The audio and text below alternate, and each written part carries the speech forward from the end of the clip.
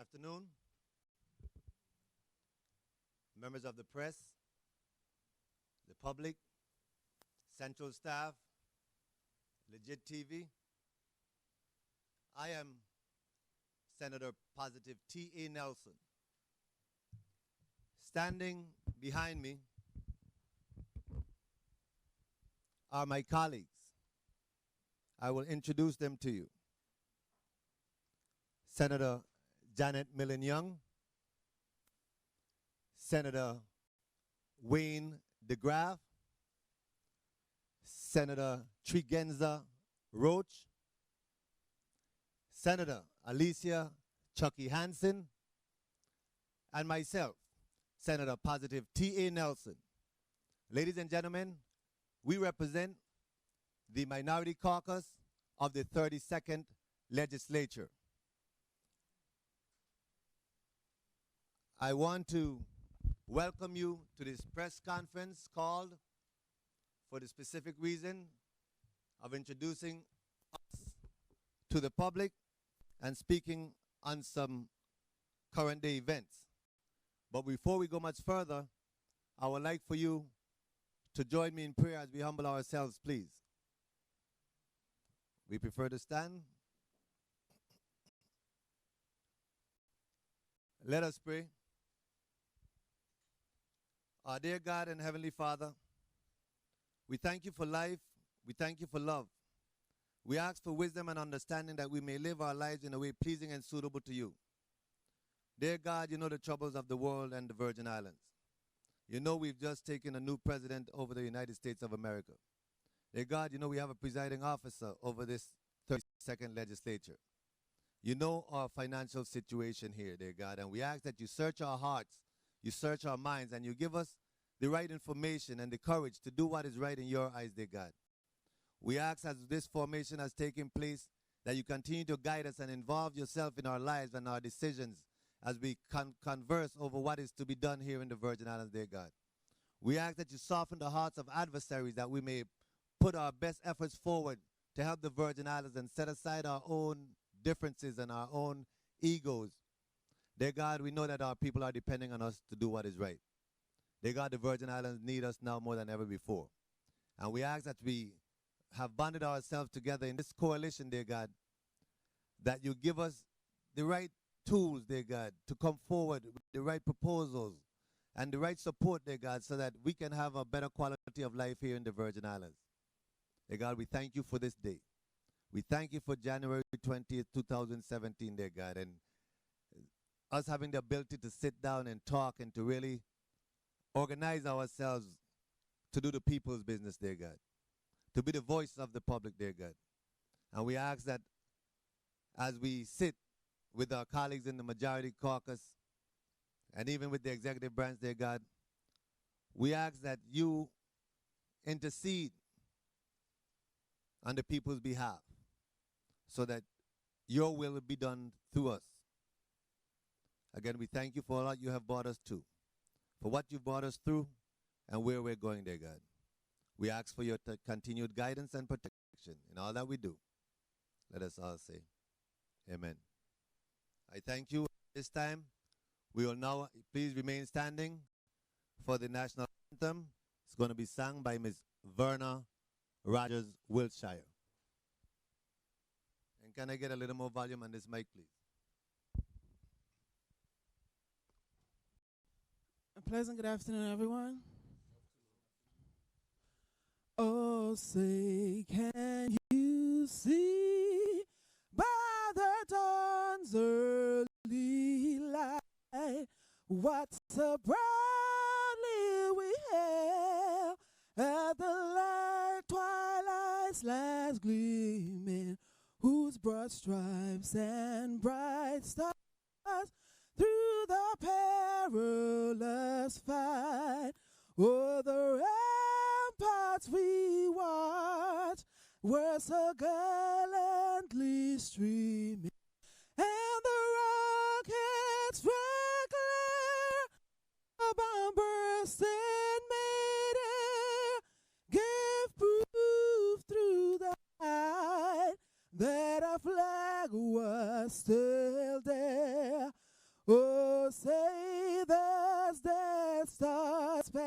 and go when I yet wave o'er the land of the free and the home of the brave. All hail the Virgin Islands, emeralds of the sea, where beaches bright with coral sand, and trade winds bless our native land. All hail the Virgin Islands, bathed in waters blue. We give our loyalty full to thee and pledge allegiance forever true. Thank you.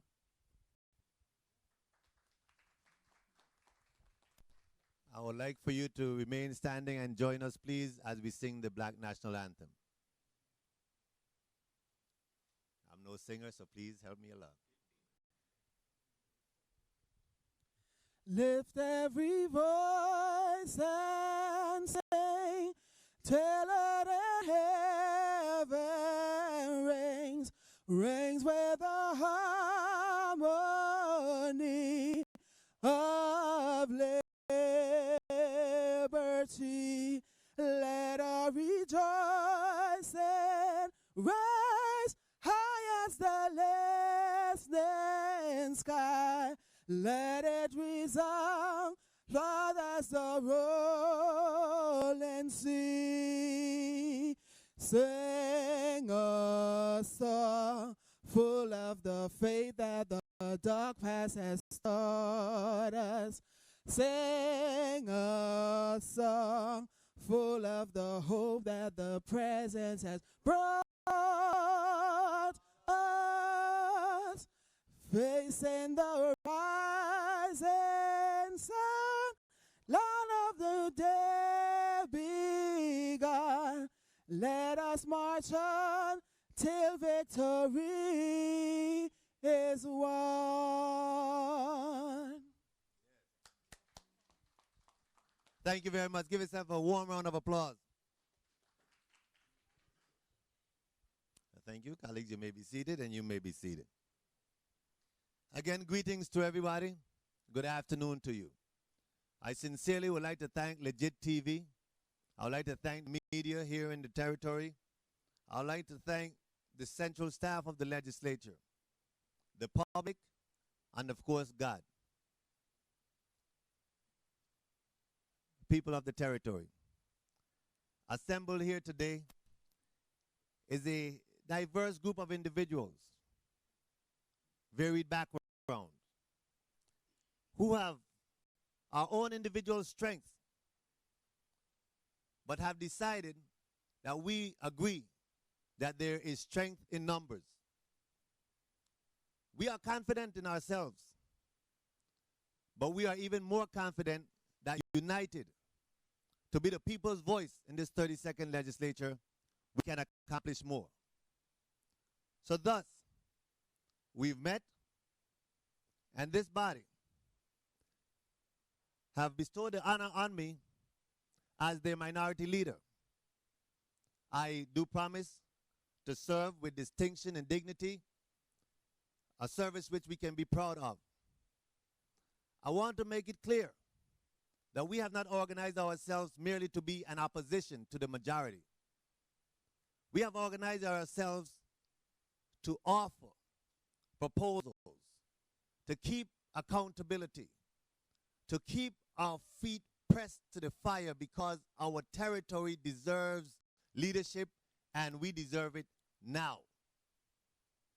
We believe through the power of influence that our initiatives will gain traction, and we'll be able to offer a better quality of life to Virgin Islanders.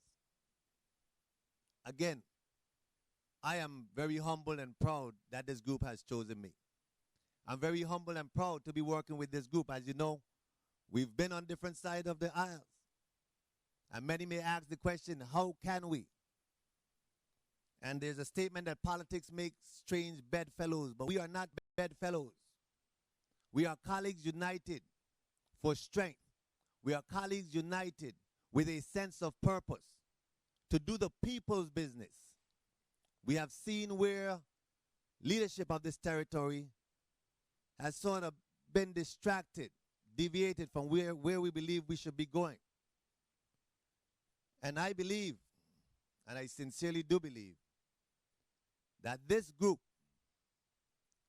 the Minority Coalition, we have a name. We're called the People's Voice. And we believe through our initiatives, you will see that we have remained true to the cause, true to our campaign platform. And though we have Democrats, independents, and ICMers, we're going to put forward a legislative task agenda that we believe is going to accomplish a better quality of life. I do see the President of the 32nd Legislature here present, and I do want to acknowledge your presence, Mr. President. Thank you for gracing us with your presence here today. And at this time, members of the public, we are going to present ourselves to you and make some remarks. Again, we are individuals, but we will have a united agenda. And I want for you to help me to welcome to this podium an individual who I think is very respected in the St. Thomas district. She has kept herself up beyond slander and scandals. She's faced some disrespect. But I promise, as the leader of this coalition, that we will stand together, protect each other, be there when it's needed, not stand on the side and laugh and make jokes, but to show a real united front. And it's just really symbolic that we have formed ourselves in 5. This number 5 that is all on one hand. This number 5 that when closed together makes this clenched fist, representing power in a time when it's needed. Not power to dominate, but power to withstand oppression, power to withstand a deviation from the people's agenda. Help me to welcome to the podium the Honorable Senator Janet Millin Young.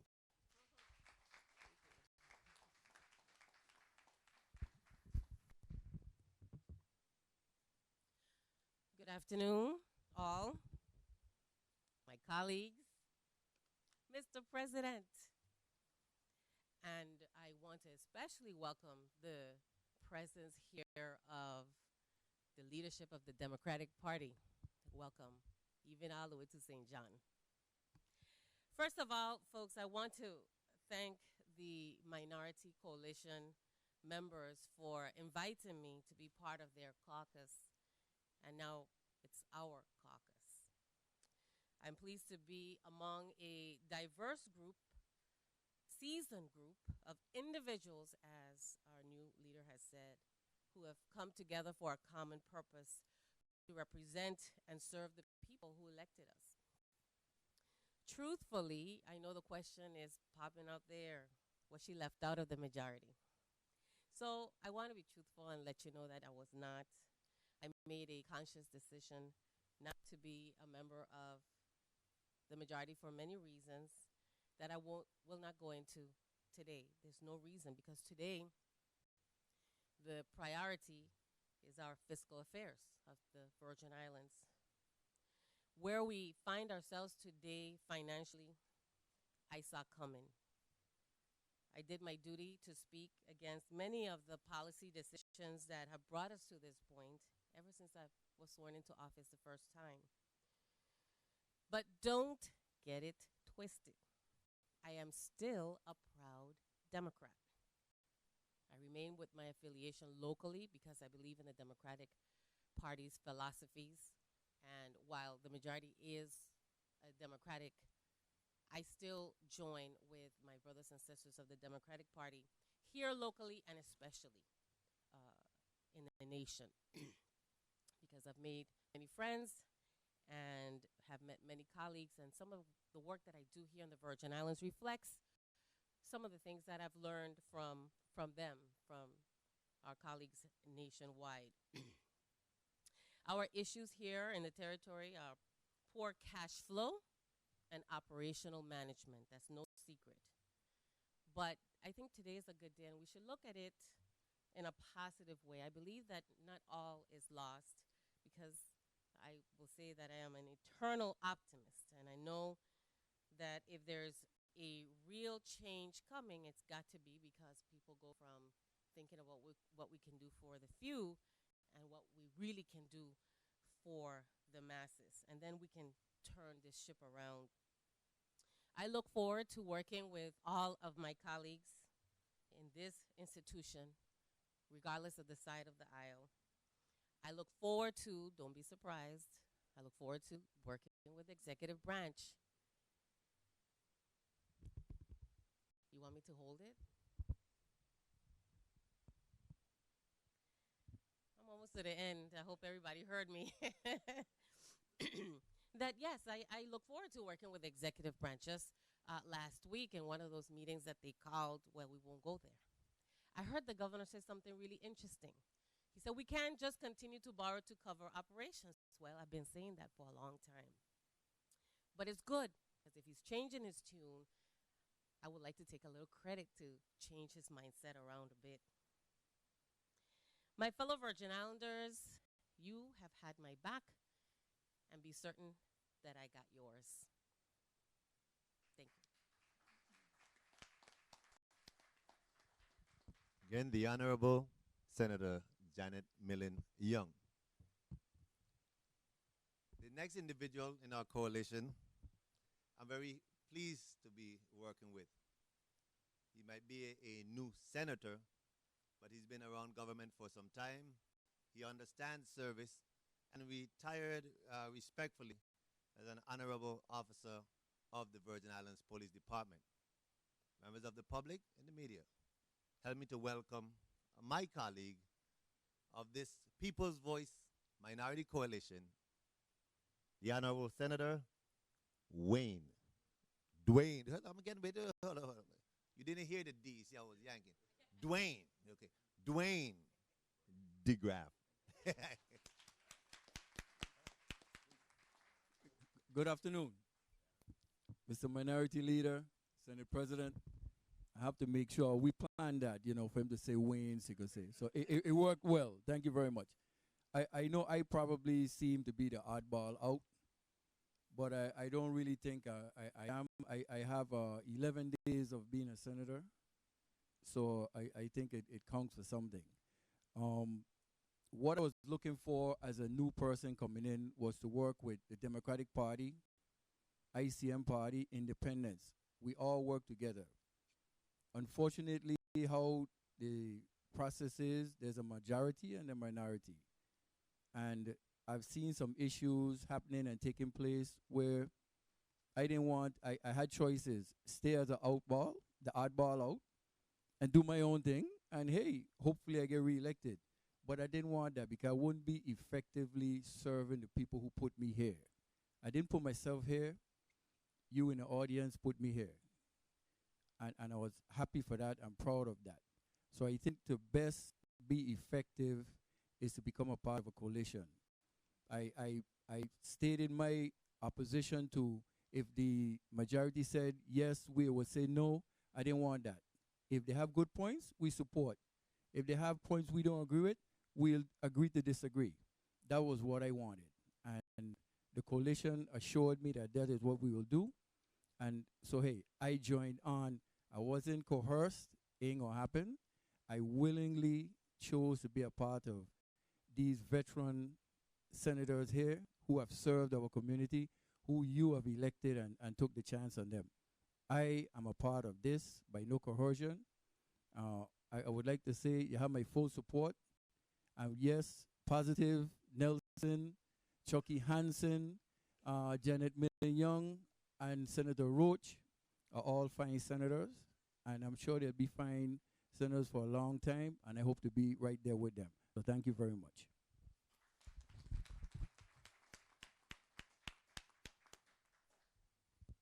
I feel so good about this. I really do. I'm very excited about working with this group. Again, we've worked together already, but now that we've formed ourselves into this, I just see the potential. Ladies and members of the public, the media, This gentleman is no stranger. He's serving his, is it the third or fourth? His third term. I appreciate his approach in the legislature. He called it the Roach approach. He's always meticulous, well studied, and I appreciate him adding a voice to every conversation here in this body. Help me to welcome my colleague of this minority coalition, the People's Voice, Senator Trigenza Roach.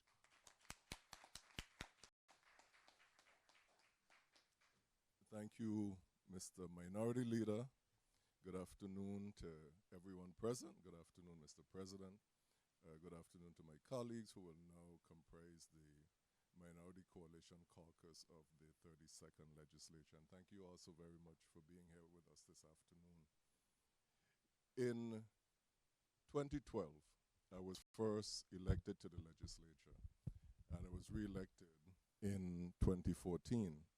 And in each instance, I was not a member of the majority. So in the 30th legislature, we had 5 non-aligned senators, but we did not have enough stuff in common, I believe, to have joined together. And in the 31st legislature, there were 4 of us, and I think the same characteristic applied. I really didn't think that there was any glue that joined us together.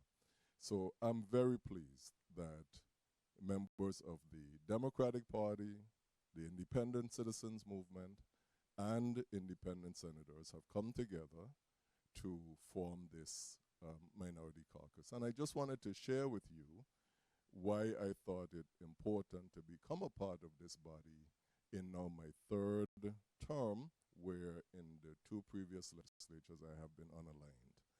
And I think it's really because, as my colleague pointed out, yes, we understand that there is a majority caucus, and we understand that that majority caucus will take charge in organizing the body and taking responsibility for the staff and some of the other related issues. But you cannot have an unchecked majority. And that is what this country stands for. This is a republic. And in a republic, there are protections for the rights of people who are not majority. And I already see signs that we ought to look for what are potential abuses of power. And so I believe that a single voice, yes, every single voice is important. But when you join those voices together, you have a much more effective force at presenting a diverse and in sometimes an opposing point of view. And I think those are essential things. I'm pleased that my colleagues who spoke before pointed out that this is not a caucus simply to oppose the majority. That would be a total and an absolute waste of time. This is going to be a caucus that is going to take advantage of the talents that are embodied in the 5 persons who make it up, and to bring positive ideas forth. We are discussing at present ideas that impact agriculture, that impact tourism, that impact education, and we are hopeful that when we bring these ideas forth, both our majority caucus in the legislature and ultimately our governor will be supportive of good ideas that will move this territory forward, just as we will be supportive of good ideas when they come from the majority caucus or when they come from the governor. But I do believe that a voice, in this instance, a minority caucus, which is provided for in the rules of the legislature. It's not like it's a new item. It is provided for in the rules, and all we have done is organize consistent with the rules that have been adopted by the 32nd legislature. So I look forward to working with my colleagues. I look forward to us having the support of you and the public, and know that we are open to incorporating your suggestions and your ideas in what we pursue as a legislative agenda as well. Thank you so very much for being here.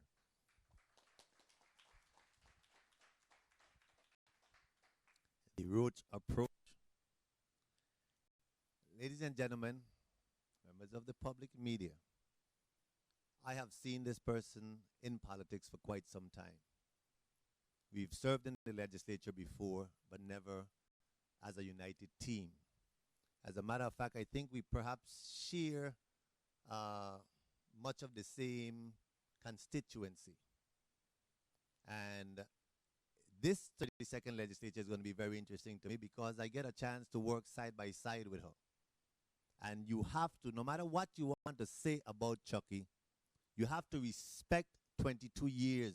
That's 11 terms. 11 times being reelected. Give that a round of applause. Okay? This is 7 times for me. And I know how tough it is. Senator Roach and Senator Millin would perhaps tell you that 3 times is hard because when you're an incumbent, any Joe Blow who wants to run can say anything that they might want to do better until they get in here and they realize what they're dealing with. So I'm truly honored to be working with her. I do believe the dynamics of this group itself is going to create some synergy that's going to move us forward, propel this entire territory forward. So at this time, help me to welcome to this mic the most senior senator in this body and is going to be going on in history at this time as perhaps the longest serving senator in Virgin Islands history at this time, the Honorable Senator Alicia Chucky Hansen. Thank you. Greetings. Greetings, Senator Millin Young. You're safe. Senator DeGraff, greetings. It's so welcoming. Senator Roach, my friend, greetings. Nelson, you changed your name legally? Greetings. To all the staff of the legislature, to the president, stand up, man. You are the president of this institution. Okay?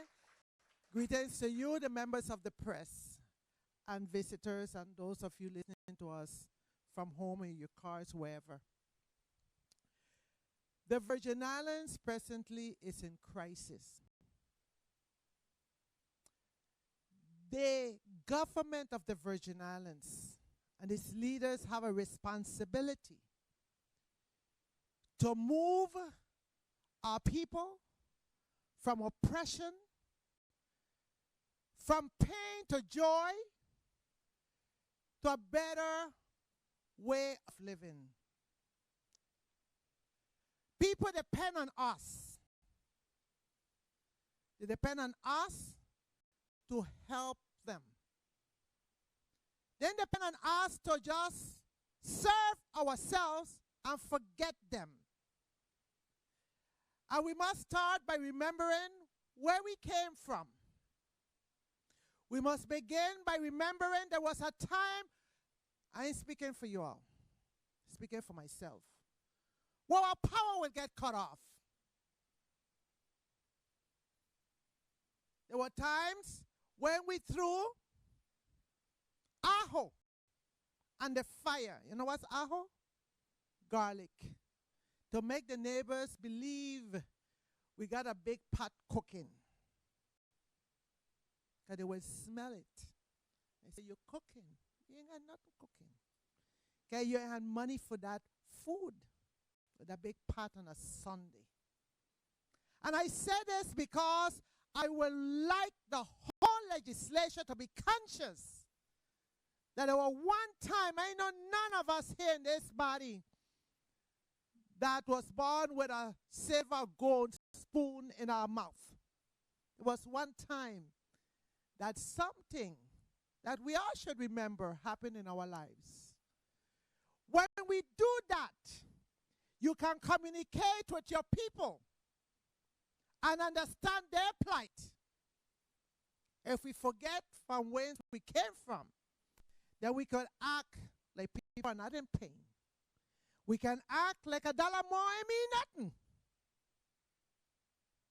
$1 more? More taxes? Just because we're getting a big fat check today? Or we can afford to purchase a suit and go and eat some steak and lobster. I love lobster. It's a Caribbean thing. But it's no joke. The educational system is broken. We have no hospital ambulance. This is St. Croix. So we have to think when we purchase certain things that we have no ambulances. We have to remember that tourism is the engine that drives this economy. And therefore, we have to protect the tourism industry while expanding other industries. We have to think on our agriculture, our natural, fresh food, vegetables, to keep our bodies healthy. So all of these things and many more can only be addressed the right way when you have checks and balances. There are 3 branches of government. And I'm hoping that we can remind ourselves a little more often that we are 3 branches of government. The judicial, we have government house, they are separate branch of government from the legislature. So we are here not to oppose the governor or his plans. And we ask each other that question. And we assured each other, 5 of us, that will not be our purpose. But we are the first branch of government. And you know, I don't blame the governor for forgetting that many times. Because when he calls and he said, come up, the institution acts like we are part of his cabinet. We are not. We are a separate branch of government. You could say co-equal. We are separate. We are the first branch of government. Please, so when we demand the equal respect,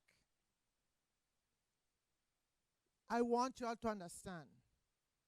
We can't just give in to taxing the people out of existence, businesses that are hurting and fighting to keep the doors open. Just tax them and just go blindly because a governor says so. No. It got to be because they have provided us with information, factual information, and that we have the opportunity to analyze the information. And if it's not sufficient, that we have the right to seek further information. That's how you represent people. That's how I want to be represented. I don't want to be represented like how I saw a few days ago when I attended the meeting at Government House on St. Croix. That when I went uninvited, by the way. When I start looking quickly at the documents, remember, where the numbers for the Racino? And when I asked the question, they acknowledged that the over $70 million and upward to $200 million was not part of the document.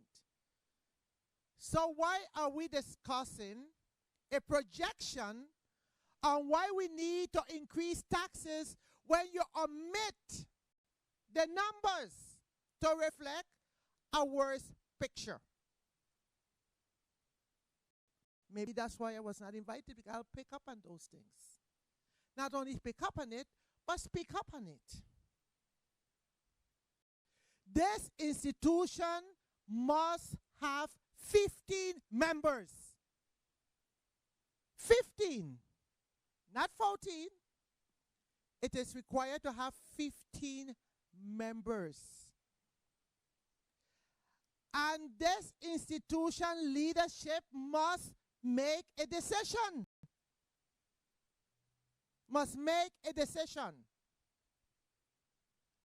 on what has to be done. Whether you're for it or not for it, whether who is fighting the battle, which is we know it's Rodriguez, make a decision. We can't be passing the buck. The judicial is a separate branch of government. We are the first branch of government. Thank you very much.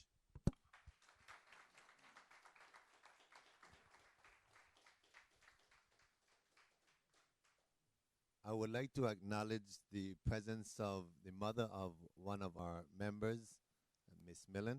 Good afternoon. Thank you for being here. And former second lady. Thank you. We have the current executive director of the legislature here, Mrs. Chudarian, as well. Good afternoon. So I just want to close out this portion of this press conference before we get to questions, just by making it clear. We are a separate and co-equal branch of government. We do have concerns with the legislature or members of this legislature dropping everything for a last-minute meeting. You can't get a memo Wednesday afternoon after 5 o'clock for a meeting Thursday morning. That's disrespectful to this institution, and we should not drop everything and go hustling up to Government House for people who are sitting there unprepared to talk to us anyway. That's a disrespect to this institution. When we're having our swearing week, and in the midst of that, we rush to some meeting the day after swearing in at 10 o'clock. That's disrespect to this institution. When we're being asked to consider taxing our populace, and no matter how they craft it, it boils down to an increase on consumer goods, and you leave out significant revenue numbers, that's not only a disrespect to this institution, but it's a disrespect to the people of this territory. I support good and healthy living. But to say that you're going to tax people on every carbonated or sweet drink, and you say, well, if it's going to decrease their sugar, then that's good. Well, I don't know what the thinking is, because if you're talking about increased revenue and instead you cause contraction, then you will not have obtained your objective by increasing taxes in the first place. In short, I'm going to tell you, I do not support these sin tax proposals. And even if they were going to be seriously considered, the amount of the increase needs to be tempered to deal with our current economic conditions.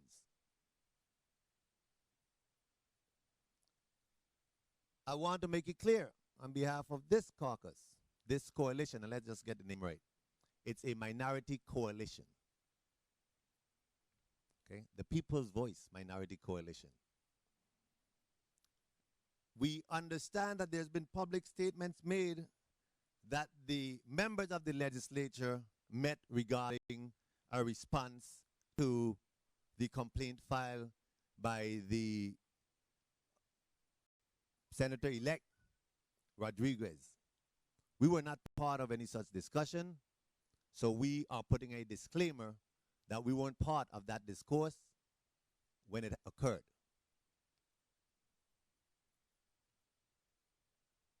We will offer proposals that we believe can turn this territory around. I have some initiatives that I've mentioned before that I'm not going to hold, and everybody might want to ask the question. I know media is here, probably percolating at that, so let me make it clear. No, we do not have consensus as a body. They haven't all agreed with me that we should legalize medicinal cannabis or cannabis in general.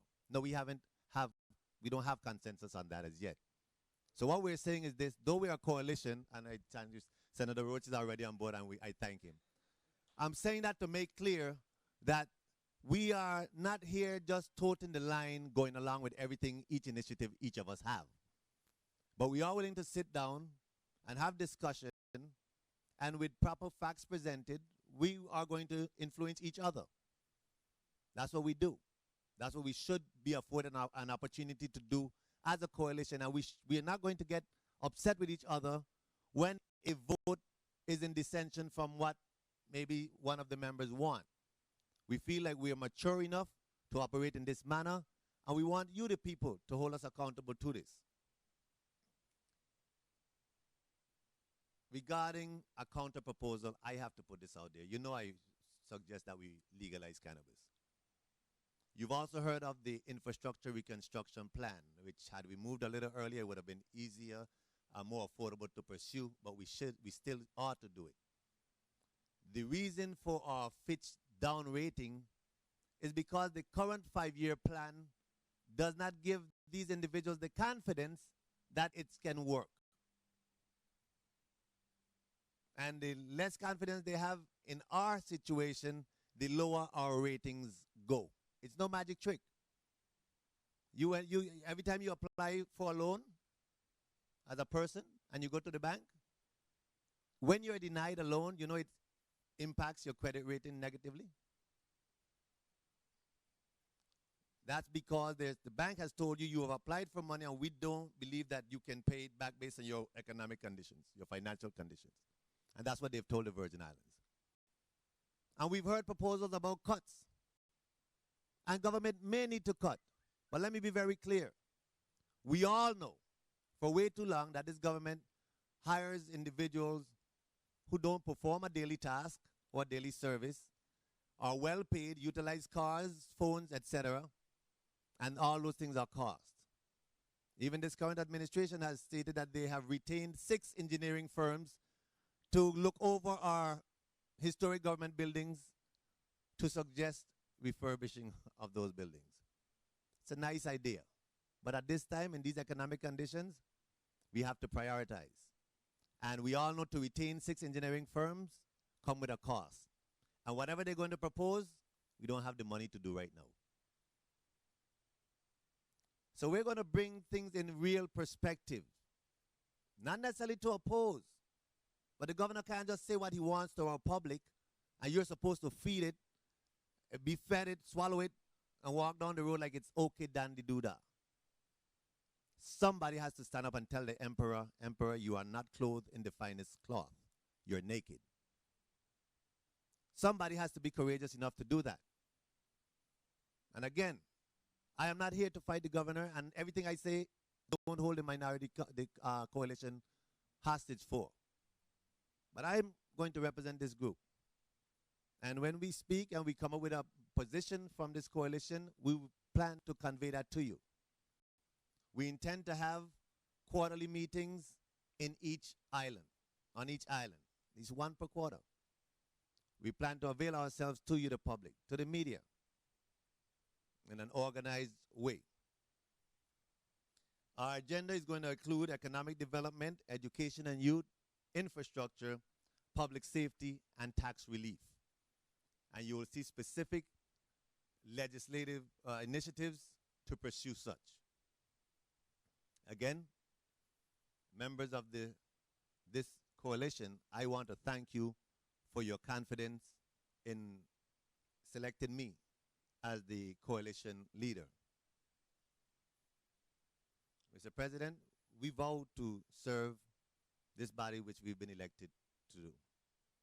We are going to demand equal respect, and we hope that you include this coalition when there are discussions and there are matters to be contemplated. Not only when they're on the floor, but prior to. I know that there's a big stink in the media regarding meetings. I have a personal view. I don't believe it's every single discussion we have as a body that the media and the public are supposed to be in. Okay, you can't have sincere discussion with the media blaring things out of context. It is quite unfortunate that today, in today's world, in today's society, that media is controlling more of politics than politicians. Media is sensationalizing. Media is making grand what it wants to. And what it doesn't want to, it doesn't give the daylight.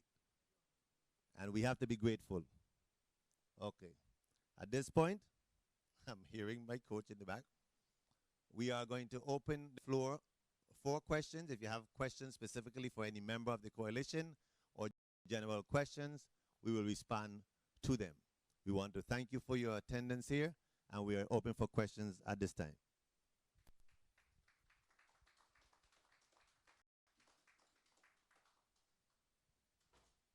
Media, you have the mic in front of you. We try to give you first go at it. If you don't have any questions, that's fine, but you know that it is a press conference and it's open to you.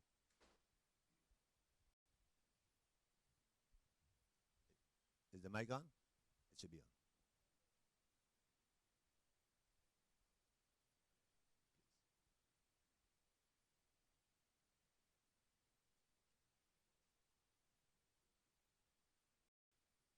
Good day, sir. Jonathan Austin with the Daily News. Good day. Do you or the members of your coalition see this as possibly a first step towards challenging the governor in the next election? And if so, has anyone presented themselves as a possible challenger? I'm going to try to understand your question. This is a legislative coalition formulated to consider legislation which will improve the quality of life. It really has little to do with an election. It really has more to do with the quality of life and improving the quality of life on behalf of the people of the territory. I do understand that midterm elections has passed, and I'm quite certain that they are members of perhaps the Majority Caucus, as well as maybe members of this coalition who may have an interest. But this coalition was not formed on any of those premises. So if anybody has an individual response they'd like to disclose at this time, they're free to do so. But the coalition was formed to improve the lives of Virgin Islanders. I will not be a candidate. Well, that's one disclaimer. I'm going to withhold any disclaiming at this point. And but I think I've responded, unless colleagues, if you all want to. No, so good try, Jonathan. Come again. You be sure to ask that same question to members of the Majority Caucus, by the way. We're just saying. We're just saying. Regarding your efforts to liberalize marijuana in the territory, has there been any discussion about providing banking for states that do have legalization that are having difficulty finding banks to do their business? Very interesting question. I have asked, and I'm in discussion with Ms. Brady, who is over banking and insurance in the Lieutenant Governor's office. And we are actually looking at the unfolding administrative policies of the federal government, which are relaxing the ability for banks to handle monies of cannabis industry entities. And we are actually trying to position ourselves to pass legislation here that might allow us to do such, because if we're able to hold within our banks funds being generated by the cannabis industry, it will do a whole lot of good in this territory. I recently been to Oregon in October during the Oregon harvest, and the cannabis commissioner told me that there's only one problem they're having right now. And when I looked at him square in the eyes, he said, we have over $1 billion with a B, dollars buried in canisters under the ground in Oregon because the banks are afraid to take the money. Some have been creative in creating some kind of credit unions of the types and have been holding money. Some individuals have created safe houses or vault houses, or where they have armed guards and safes in their home. But do know this, that it's hypocrisy at its highest, because these same individuals walk into government offices with box loads of cash to pay their taxes. So I'm just saying. Good afternoon again. I just wanted to be clear, because the bill that was brought before the legislature in the 31st legislature, and the bill that I expect that will come again, addresses specifically the question that was placed to the voters of the territory in a referendum. And that is whether we should make steps towards the legalization of marijuana for medicinal purposes. That is the bill before the legislature. And I think we ought to be very careful in discussing it, that no measure has been brought forward that deals with the legalization of marijuana for recreational use in addition to that. I did want to add a comment, and of course I support fully the move to provide for the legalization of marijuana for medical purposes. And I think there is literature that suggests the benefits of cannabis in different instances. I know epilepsy is one of the areas in which it has been used. Now, I have a slightly different view of my colleague with regard to the media and these meetings, and I just want to be on the record as saying that because I have a career in journalism, some of you may know or may not know. And I believe that it is a different situation when you are formulating a proposal. I think there's a fine line. I think when you're trying to get competing and different opinions about a particular subject, I think the reach as far as getting input into that. But I'm sure that especially the members of the media are well aware we've had discussions on this floor, and I have been one of those persons who have said, in response to the suggestion that we have meetings off the record to discuss A or B or C, that the legislature is the place for the vetting of bills. And we should be very careful that we don't undermine that process. When, in the instance of the first meeting at Government House, the Chamber of Commerce from St. Croix, the Chamber of Commerce from St. Thomas, senators, members of the governor's cabinet, the governor himself. That bill that was the focus of that discussion had been vetted on the floor of the legislature. And I believe that it was appropriate to all of the interested parties to be brought back onto the floor of the legislature and continue the discussion. It is in the benefit of it is in the public's interest and in our interest that these discussions take place in public.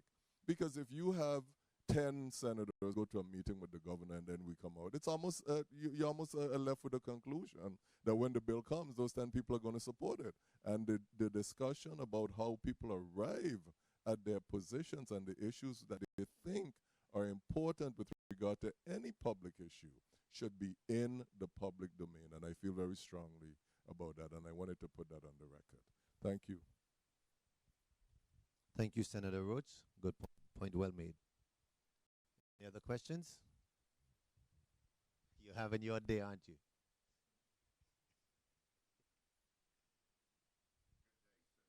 I think you might have turned it up, please. Is this working? Yes. Senator Nelson, you referenced government employees who, I'm not sure how you put it, don't do their work or have jobs and don't work. Is that accurate? No, that's an inaccurate. I said there are individuals hired to work in government who do not perform a daily service. In other words, a suit. Okay, usually high paid, advisory capacity sometimes, upwards of $70,000, $80,000, $90,000, and that individual doesn't have a daily task. In other words, they have a position and a title, sometimes even an office and a car and a driver and a cell phone. But when you ask them what are their work details on a daily basis, there is none.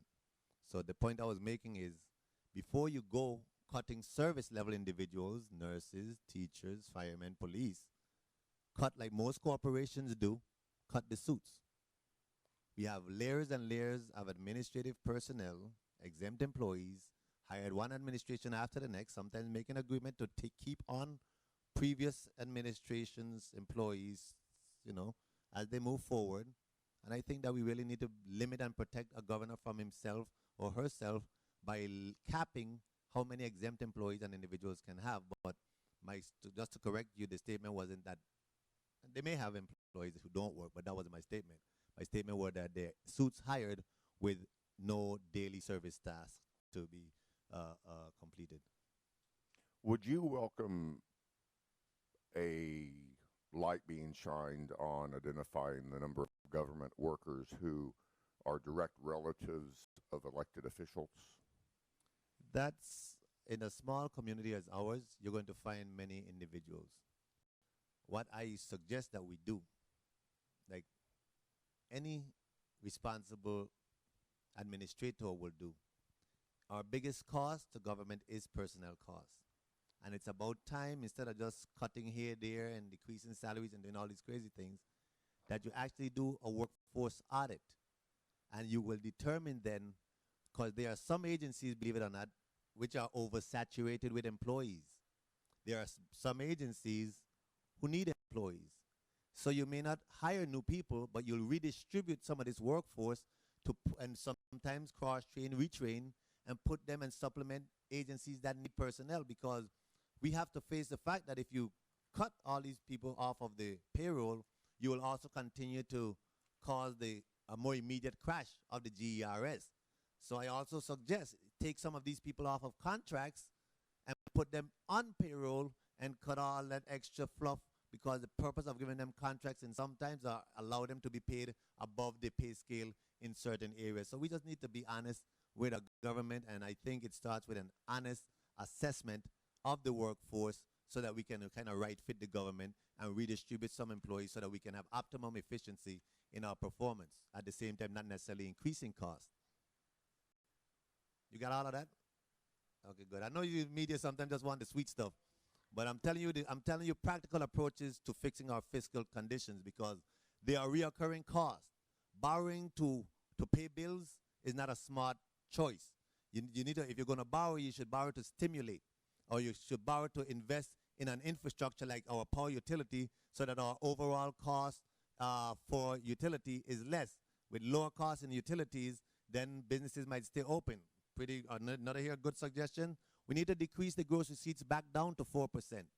And while doing that, we need to also decrease the threshold for small businesses back down to $5,000 a quarter, a month, whatever it was, because that increased to $9,500 a month. That sort of bumped a lot of the individual entities that were paying taxes off of the pay roster. So there are things that we should do concurrently that can address the situation. And since the governor is talking about tax increases, he had no time to talk about sitting down with the EDA companies and maybe decreasing that exemption by 1% or maybe 0.5%, and even extend their years of their certificate a little longer.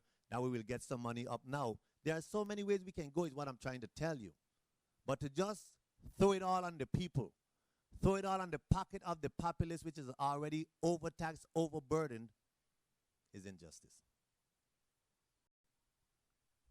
Yeah, my name is Brian O'Connor. I'm also with the Daily News. I had a clarification question for Senator Hansen. You had suggested that the legislature has to make a choice regarding Senator-elect Kevin Rodriguez, pardon. Are you suggesting that the Senate President and the other members of the Democratic majority take steps to bar Senator Rodriguez from taking office? I am suggesting, first of all, that the vacant seat be addressed. That's my concern. 15 members should be in the Senate, not 14. And we can't pretend and act like we have a full body. We don't. And therefore, this institution, which is the first branch of government, needs to act one way or the other. That's what I'm saying.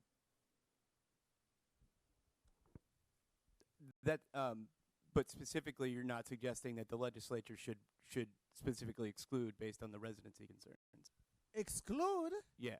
You mean exclude? Well, You mean bar him? yes. Listen, as an institution, you vote on these matters. And that's what rules. But we can't sit here and act like we have 15 members when it is required that we have 14. It's required the other way. We are required to have 15 and we have 14. And the institution, the first branch of government, we are acting like it's all right. We're waiting on the other branch of government and, include and hiding behind the executive director, with his letters and so forth that go on behalf of the Senate. No one asked me my opinion. So I don't know why any letter or any filings will go out on all of our behalf. I speak for myself. No opinion has been asked. We have had no meeting about this 15 seat. And there's a lawsuit against the whole institution, against all of us. So if the majority, as a matter of fact, the Democratic majority of which Rodriguez is part of, are meeting, they have not included us. They have included you. They have not included none of us. So they can't speak for us. Definitely can't speak for me. So when they're responding to the court or responding to Mr. Rodriguez, don't say all of us or the institution in any way or form. Don't say that, because we're not part of it. I am not part of it. I like to speak for myself. I am not part of it. A follow-up to that, if you don't mind. Sure. What action would you like to see taken? I like to see just that. Action. Action. The institution should not stay mum and hid and hide. No. This is the first branch of government that should take a stand. There's a leadership in place. There's a president, there's a vice president, there's a majority leader. There is a majority of, it's 10 or 9 now. You know. That's the leadership. Hi, good afternoon, Senators. First of all, I appreciate you guys being here, speaking to the public and the press in this way. While you're here, I would appreciate it if each one of you, and I've spoken to some of you about this already, would go on the record saying which of the 3 meetings at Government House recently you each attended, whether you felt they were within the law, and whether you would attend such a meeting in the future, given that there was a quorum discussing pending legislation. I'll start first. I was to a meeting, I think it was on the 12th of January at Government House with the Chamber of, the St. Croix Chamber of Commerce, members of the Legislature. I didn't thought it to be an illegal meeting. There was no secrecy in my game. I mean, my office knew, they knew where I was going. I read something about it in the media prior to, so I didn't thought it to be a secret meeting. There was discussion about, they talk about the bill, but wasn't necessarily about the language of the bill in particular, other than the levels of the increase, etc. And yeah, that's it. That's the only one. The meeting yesterday, I was not invited to. I heard about it while I was coming off of the plane. Somebody asked me if I was headed there. My response was, what meeting? So I don't know if it was just members of the majority invited. I don't know, but so I was to one meeting thus far that I know was called. Were you invited to the first 2? It's first 2. The one, as I told you before, I wasn't going to go run up Government House the day after swearing in when I had to try to get my family back home from St. Thomas. Again, I told you it was a disrespect in my view, and you can quote me. I thought it to be disrespectful for the governor to call the legislature into a meeting at 10 o'clock the day after swearing in, when all of us, especially those from the St. Croix district, were tasked with trying to ensure that our families were getting back home safe, etc., etc. I thought it inconsiderate and disrespectful. And I thought that if he respected the body enough, he would let us get to our ceremonies, because we had a ceremony scheduled for Wednesday as well on St. Croix and different island. And he would let us get to that, at least a week, prior to calling us to any such meeting at Government House, which they didn't have numbers from the Racino bill that was passed anyway. So that was a significant amount of money annually. So why contemplate these level of taxes and leave out over about $20 million per annum? Thank you, and good afternoon again. As you know, I spoke with you directly when you called me. I do have a background in communications, as I graduated with a bachelor's in broadcast journalism. So you know I'm always open to the public through the media. I put out press releases, I put out press statements, I'm always out there. So to have gone to the meeting, I went to one of the 3, the very first one. which was held Tuesday, the day after swearing-in activities. Certainly, I didn't want it to be said that I didn't see it as a priority to discuss our territory's finances, even though we had our swearing-in the day before. So I was there. I wasn't questioning legality because I usually see press there whenever all of us are there. To make you feel a little better, there was no secret shared. And I told you all that happened there. We did not get a good picture of this 5-year fiscal plan. I went to the Tuesday meeting. Some went to the Thursday meeting. At the Tuesday meeting, I was able to look at the documents before me, and I didn't think they were complete. As Senator Hansen told you, she went to the Thursday meeting. I went to the Tuesday meeting, and I looked, and I didn't see anything about Racino, and I mentioned it.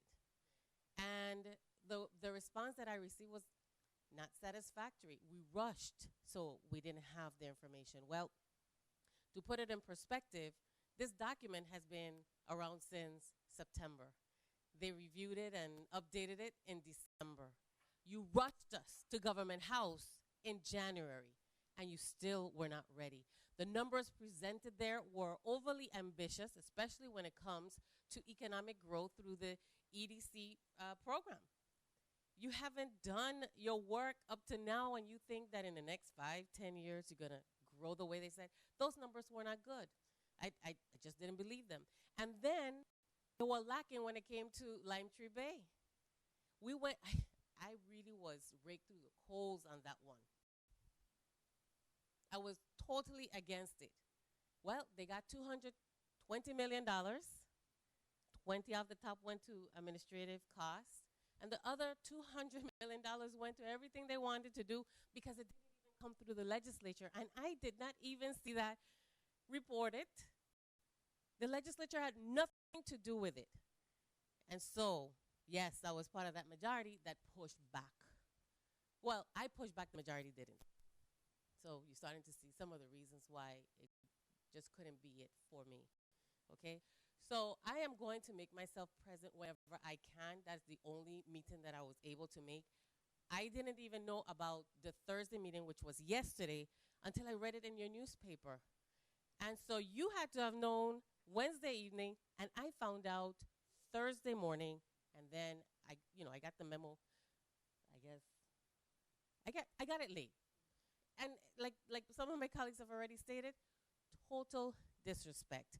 And so I'm hoping one of the good things that will come about from this coalition, because it's a coalition, because we come from different backgrounds and different party affiliations, is that the voice to demand respect from the executive branch is heard loud and clear, because up to now, it's just her talking. Let's have some respect. Was there another something?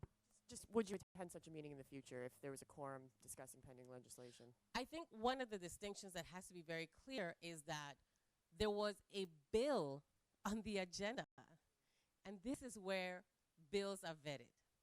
If we're talking about a subject, I'll go, because we have been called up to Government House before. I thought it was a really good thing that the private industry was there. And so while a reporter may have not been there, which I didn't know because you usually are there, you were well represented by the private industry individuals who were there. They spoke clearly, they spoke from the heart, and they did not mince words.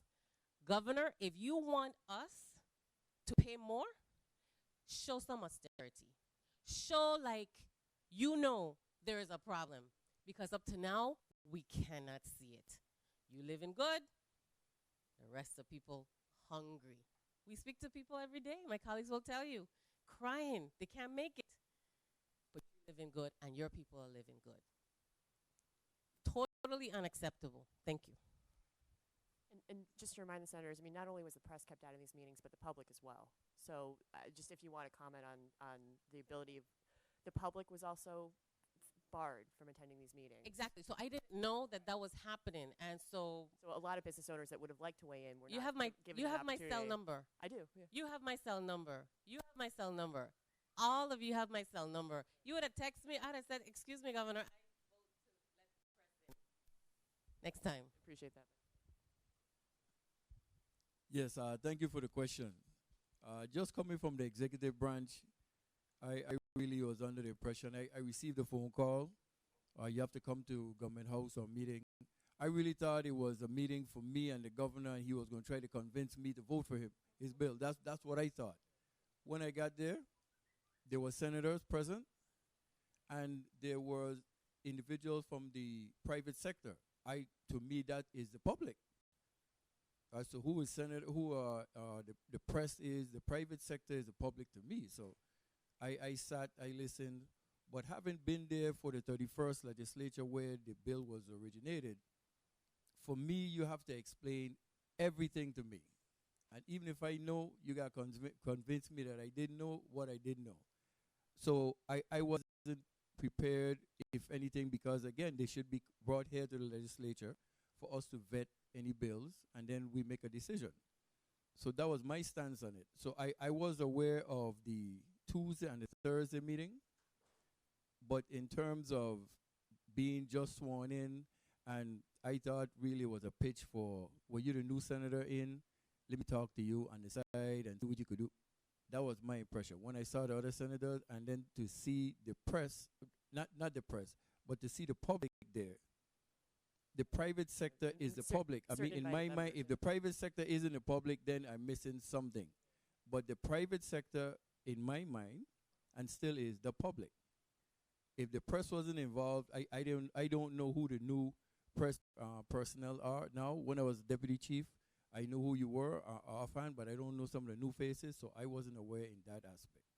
But so I didn't find anything wrong with the meeting, as the public wasn't involved because of the private sector being there. Would you attend such a meeting in the future? Well, now, if it comes to a question in terms of you considering the private sector not being the public, then we're put in a position where the public was not informed. With the private sector there, and we're saying that the private sector is the public, then I would attend it. But you appreciate the fact that the private sector was only there at the invitation of the governor. The meeting was not publicly noticed. The public who did contact Government House requesting to attend was told no. Right, and that's what I'm saying. That came from the governor, a different branch of government. From the legislature, it wasn't put out in terms of to any senator, hey, the press isn't going to be here. It's just you and the governor. And so from my end, that's how I looked at it. And I don't mean to belabor the point, sir, but these are the legislature's rules that they must follow, regardless of who called the meeting, whether it was Government House or not.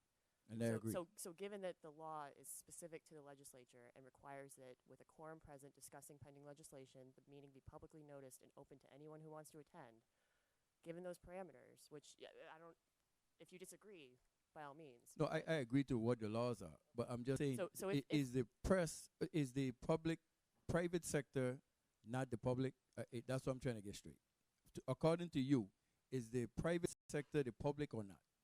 The private sector includes members of the public, but for the purposes of these meetings, they were not open, they were not publicly noticed, and only invited guests. Right, so I don't have knowledge of what the executive branch did on that end. That was my point. Understood, sir. Thank you.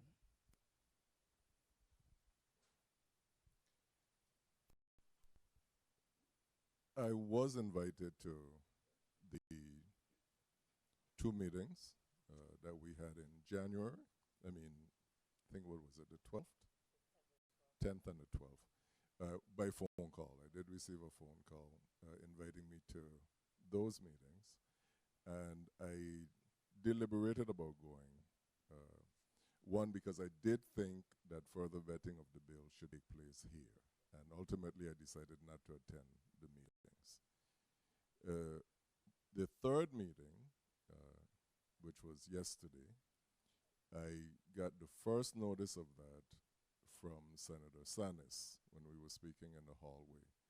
And when he referred to an email, which I subsequently checked, and there was an email that came in to my email address from an assistant to the governor. It was Wednesday, and I'm almost sure it said 10:33.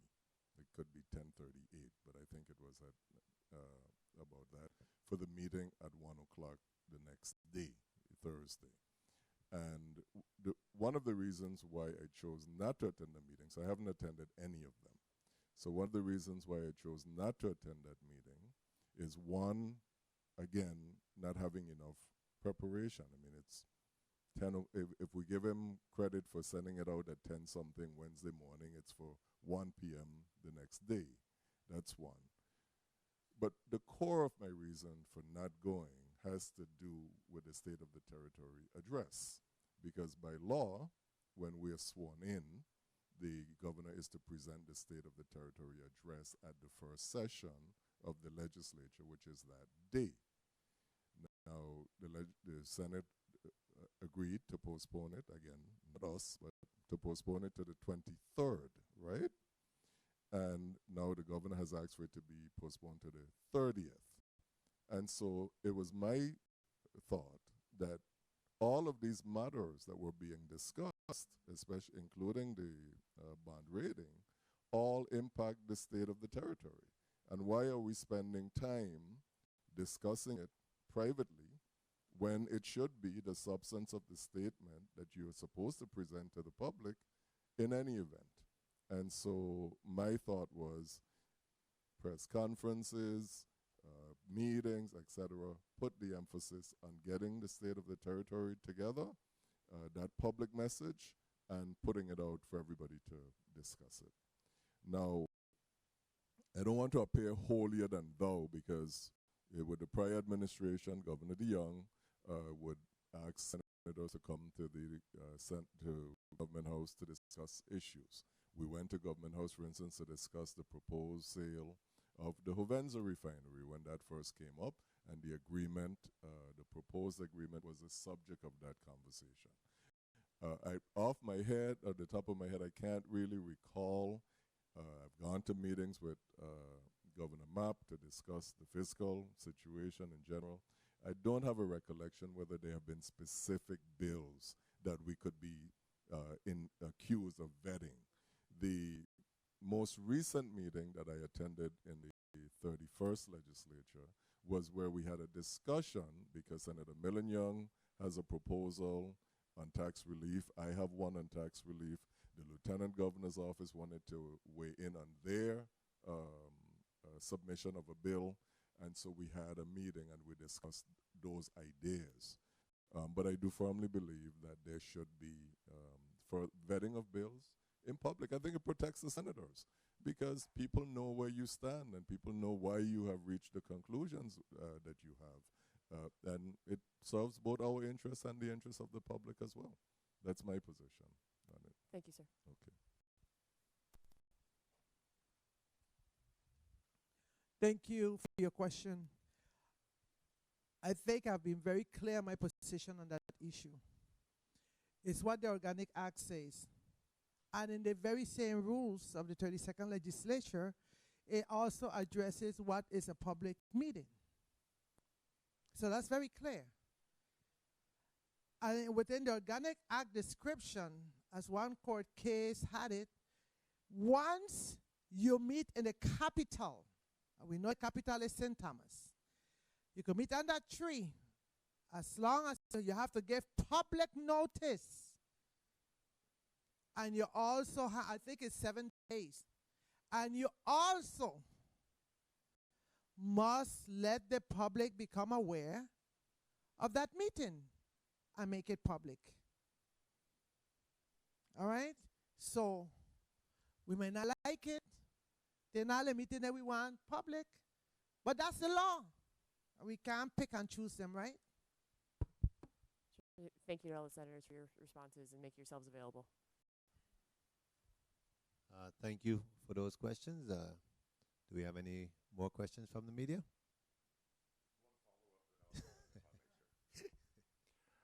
A word that's often been used by the five of you, I know you've mentioned them and I know Senator Hansen has, but I believe everyone touched on lack of consideration, disrespect, honesty. You've spoken of it being directed at your branch of government. I want to make sure if you are saying it is also towards the people, or is it strictly a separation of powers debate you're having. Bring your question again. When you say the Do you feel like the executive branch is being disrespectful to the legislature or the people? Do you believe the to both? executive branch is being dishonest to the legislature or the people? Both, because the legislature represents the people, and if you're not disclosing to the legislature, you're also robbing the people of proper information, so it goes right across. Do you believe the executive branch has a lack of consideration for just the legislature or for the people? Again, and it was mentioned before, and I'll try to put it in my way. When you are claiming the need to pursue austerity measures, but evidence is not clear, okay, it's not evident in your actions, okay, your spending trends, then that is sending a message to the people of either dishonesty or inconsideration. I'll use one last example before Senator Millin Young grabbed the mic. The state of the territory was postponed until 30th. The reason, the rationale given was that the governor had a flu. That was Wednesday. Thursday, the governor who had a flu called the senators to a meeting.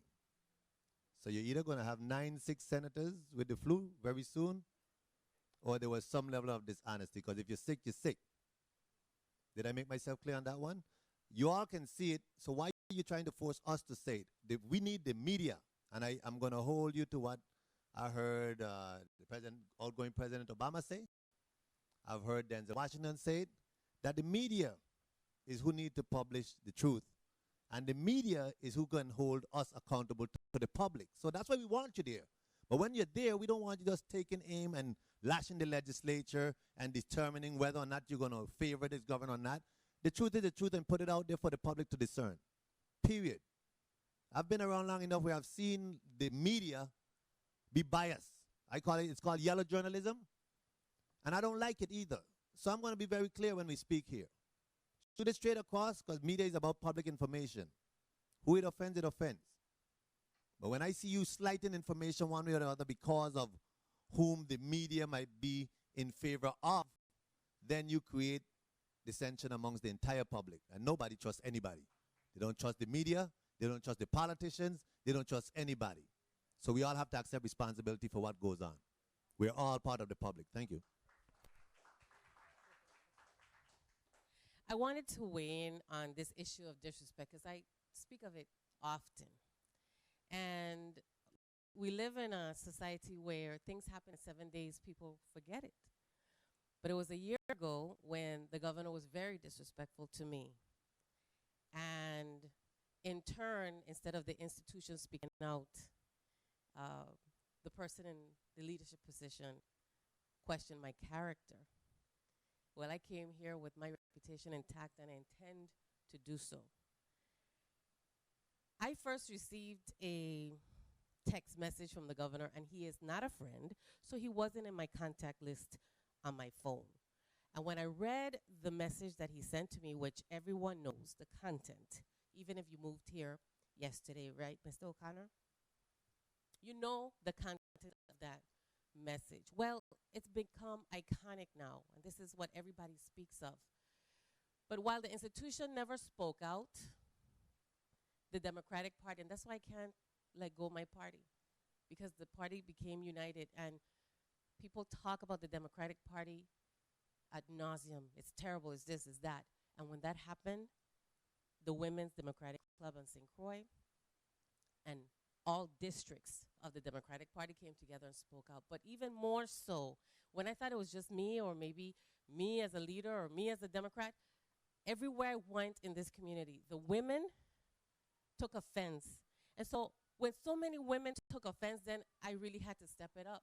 Because as an elected official, I get trounced on, I get stepped on, I get talked about every day. I have like 20 layers of skin now.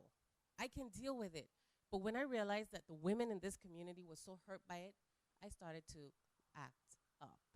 I had to really balk at the governor. That is not right. And when I went along, and more so, men in the community who did not like it, because The men have wives, they have daughters, they have cousins, aunts that they love that are women. And one in particular came up to me and he said, Senator Millin Young, I want you to know that the governor does not represent us when he speaks that way. And so when Senator Hansen spoke about the different branches of government, let's take that seriously and let's act accordingly. Because if you didn't know, I will tell you, and I think it was you, Senator Hansen, who told me the next day you had fights in a high school because somebody called the other a name. Well, if the governor can do it, anybody can.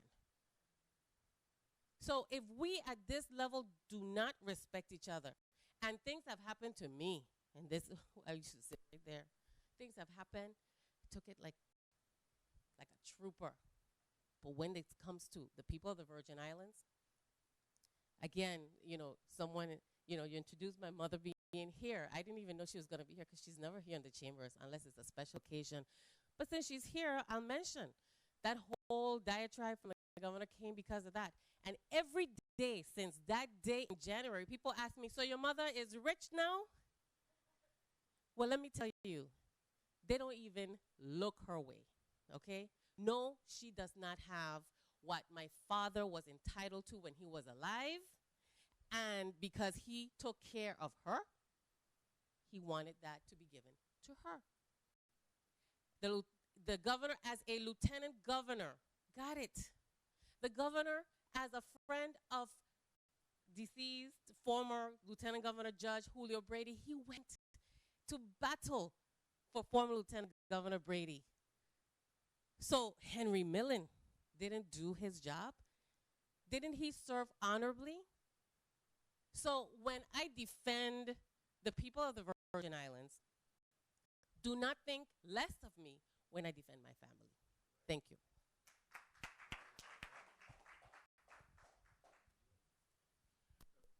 I just wanted to share in response to that question that I think the people of the Virgin Islands have a very different expectation and relationship to the members of the legislature. And when I say that to mean, number one, none of us that I know drives around in an armored vehicle. None of us has a siren on top of our vehicles to get out of the traffic or whatever the case may be. None of us are escorted by security when we go to public events that keep the public at bay. And I think because of that, we are always having direct, I'm sure the governor has his, but it is constant. And I think that is why it is important for us to ensure that this body is treated with respect, because we are directly responsive to the community all the time. And I think disrespect of the legislature is disrespect of the public, because we get all of the complaints live and direct. And I think that's a special responsibility. There's no insulation between us and them. When I drive out of this yard, or I walk across the Vendors Plaza, or to Emancipation Garden, or whatever, people want to know, what about this pothole? What about this particular thing? What about this incident? And that I believe is an appropriate response, because that's who I feel I'm speaking of when I make certain requirements in terms of how I am treated as a member of this body, by the members of this body, as well as by the other branches of government.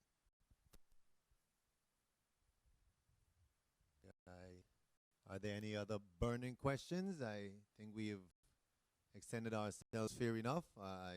We want to be open. We want to hold quarterly meetings with the public and the media can attend and ask us about our progress, our initiatives, etc., our response to current events. That's what we want to do for the public. We know the media has an issue and concerns with transparency, etc., and we're trying to be open as we can. I want for the media to, however, respect the fact that, and I understand all that was said about the open public laws and the sunshine laws, but I, positive T.A. Nelson, don't intend to call the media if I want a little sit down with a group of my colleagues. I totally respect and agree with what Senator Roach said, that this legislature is the place where we should vet all bills. And it does give a cloud when we're meeting somewhere with any group, even if it is with the discuss the bill out of the sight of the public. So I get that. But certain, and not every single discussion that I want to have with my colleagues is for public hearing. I mean, that's just how it is, and we have to respect the fact that we sometimes have to have that hard offline discussion so that at least when we come to the public, there's not a great divide. Okay, we're responsible for the entire public. St. Anne's is going to make a clarification, and then we're going to come to I want to clarify because I've been in the body quite a while with breaks in between, that when we have met with a former governor, it was not over bills. That's the difference. We're talking about when you have a bill on the agenda, it must be public.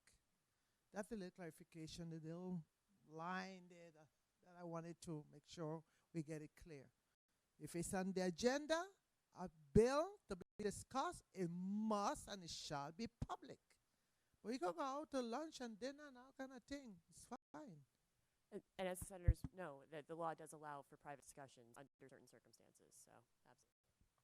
Thank you. We appreciate that.